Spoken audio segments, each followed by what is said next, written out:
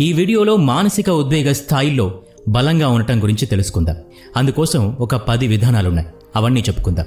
ఇంతకీ మానసికంగా దృఢంగా తయారు కావడం ఏంటో, భావావేశాల పరంగా స్థిరంగా ఉండటం ఏంటో తెలియాలి.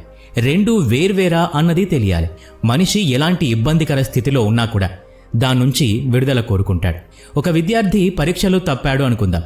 ఇక ఇంతే చాలు, చదువు ఎక్కదని భావించి ఊరకుండిపోవాలా, మళ్లీ చదివి గెలుస్తాననుకోవాలా? గెలవాలనుకోవడంలో అతని మానసిక బలం కనిపిస్తుంది. వద్దని ఊరుకోవడంలో బలహీనత కనిపిస్తుంది. ఓడితే ఏమిటి, అదేం లెక్కలేదు, మళ్లీ చదివి గెలిచి చూపిస్తా, చేసి తీరుతా అని అతను అనుకుంటే అది అతని మానసిక బలం. అతను మెంటల్లీ స్ట్రాంగ్ అని అర్థం. మరి ఉద్వేగాల పరంగా బలవంతులెవరో చూద్దాం.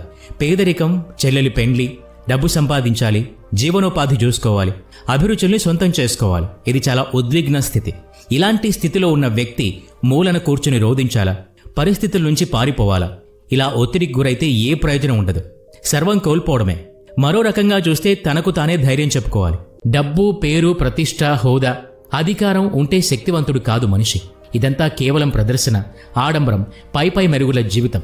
అసలైన నిజం మీలో ఉంటుంది. మీ ఆలోచనల్లో, మీ అంతరంగంలో, మీ నడవడికలో, కష్టాల్లో కుంగిపోని మీ చిత్తవృత్తిలో ఉంటుంది. అదే మానసిక ధైర్యం, భావోద్వేగ బలం.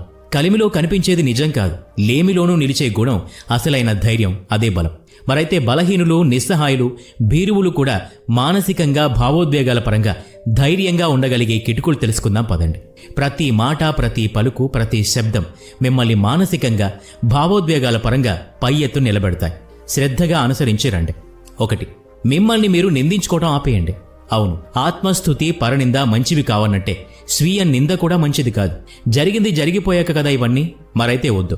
మీ వద్ద ఏం మిగల్లేదు, బాధపడద్దు. మొదటి నుండి ఏ విలాసాలు లేవు, సౌకర్యాలు దూరమే, చింతించవద్దు. సంతోషం లేదు, ఏం పర్లేదు. తోడు లేరు, మరేం పర్లేదు. మీతో మీరున్నారు కదా. మీరు పుట్టినప్పుడు తోడు ఎవ్వరూ లేరు, మీరొచ్చాక ఈ ప్రపంచంలో మీతో కలిశారు, అంతే. డబ్బు, కారు, అధికారం, హోదా, సంతోషాలు అన్నీ ఈ ప్రపంచంలో సంపాదించుకున్నవే. తోడుగా ఉన్నా ఎంతవరకు? మీరు లోకంలో ఉన్నంతవరకే. మీరీ లోకం విడిచిపోతుంటే ఆ తోడు మీతో కలిసి ప్రయాణించడం కుదరదు. అసలు ఈ లోకమే మీది కాదు. వేరెవరో మీకు తోడుగా లేరని అనుకోవటంలో అర్థం లేదు. మీ సంపద మీది కాదు. అవసరం కొద్దీ సంపాదించుకున్నారు, ఇప్పుడు పోయింది, వదిలేయండి. మిమ్మల్ని ఎందుకు నిందించుకుంటున్నారు? ఒక ఆలోచన పెట్టుకోండి. చిన్న చిన్న లక్ష్యాల్ని పెట్టుకోండి. ఒక్కొక్కటి సాధించండి. వేడివేడి అన్నం కంచంలో ఉందనుకోండి, ఒక అంచు నుండి తీసుకుని తింటూ వెళ్ళాలి. వేడి నెమ్మదిగా అలవాటవుతుంది. నెమ్మదిగా వేడి తగ్గుతుంది. ఒకేసారి అన్నం మధ్యలో చేయి పెట్టారనుకోండి, చెయ్యి కాలుతుంది. అమాంతంగా నోట్లో పెట్టుకుంటే నోరు కాలుతుంది. ఆపై ఏమీ తినలేరు.